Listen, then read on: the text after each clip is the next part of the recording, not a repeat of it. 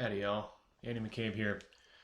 I'm shooting this video to nail home a point for the students in the 24-hour tech, but I think it applies across many different disciplines and many different jobs. So I'll probably use this video somewhere else besides in the course. But I want to talk about the importance of telling your own story. Have you ever, I'm sure you have heard the saying that says you only get one chance to make a first impression. And that's true. And it's true because our first impression that we make, or the first impression that people take, is about story. People want to formulate a story about the world around them and the people in it. So everyone has a story or a narrative that they play, true or not, over their lives, right? So the reason it's so hard to remake a first impression or change a first impression is people want to believe the first story they hear. No matter what, the first story they're told about anything, any one person, any one place, any one thing, we just want to believe it mentally. We want to believe it more than any other subsequent story that's told. Okay? Yes, your first impressions tell a story. What you look like. Did you show up on time?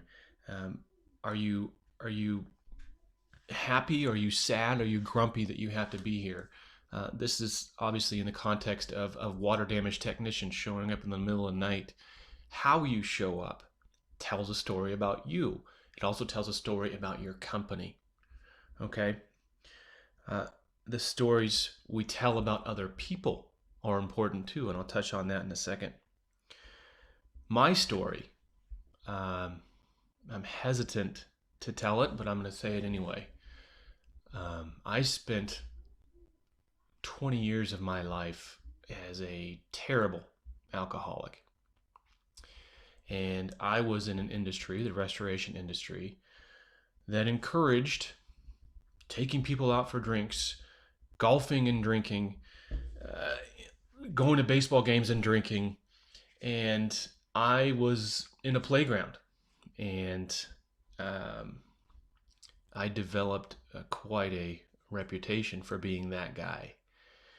And that is not who I am now. It is who I was.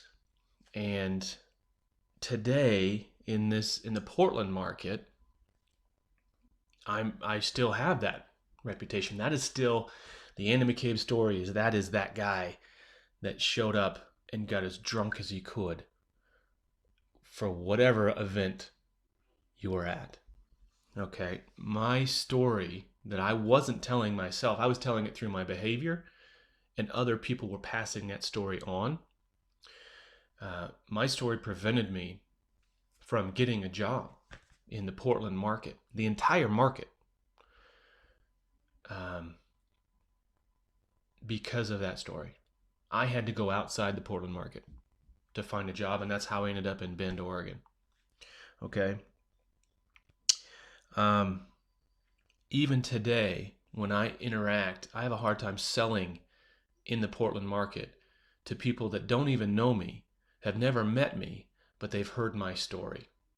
So my story precedes me. And that's what I'm trying to nail home here. Our story is so important. Are you telling your story, or are other people telling your story for you?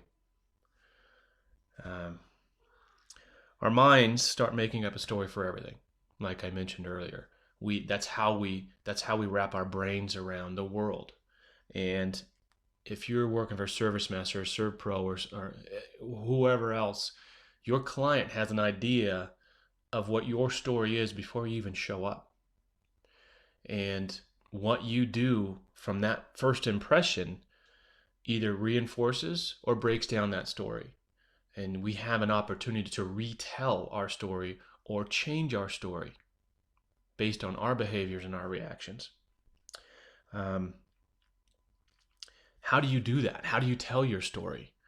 Well, you tell your story by asking about their story. Okay, that starts with, hey, how long you been in this house? Hey, how long you guys been in town? Oh, hey, I see you got a dog. I got a dog too. And then those commonalities. Hey, I have a dog too. Oh, my son is 7 years old. My daughter is also in fifth grade. You start bringing those commonalities, and it gives you an opportunity to tell your story. And yeah, we're here to get the job done. We're here to suck water out of somebody's carpet. We're here to try to save the day. Um, what we need to be cognizant about the stories we're telling. Also, the stories we tell about others is extremely important. For years, my story about adjusters and insurance carriers was a bad story, right?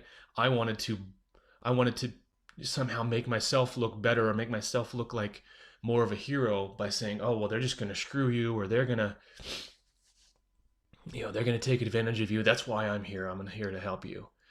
And that starts a story in my client's mind that the adjuster is a bad person. All right, that's unfair to that adjuster who hasn't even met this person yet. Now, when that adjuster shows up the next day, what is my client's disposition towards them? I've affected that in a negative way, and it's completely unnecessary. What that does, what happens if that adjuster is a nice person, right? What if that adjuster truly goes above and beyond and makes this claim a pleasant process and pays for it adequately?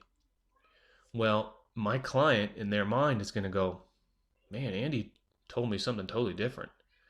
And all of a sudden, my story, my credibility goes out the window. Um, so it doesn't make, we got to be careful about the stories we tell. All right. The stories we tell about other people and the stories we tell about ourselves through our actions, not just our words. Our words are 10% of our communication, right? 90% of our communication is nonverbal, contextual communication. So tell your story. Your story is the most important story. So tell it. So beyond water damage technicians, everyone needs to tell their story. Because when other people tell your story for you, it's usually not accurate. So I hope that's useful to you, and carry on. We'll see you.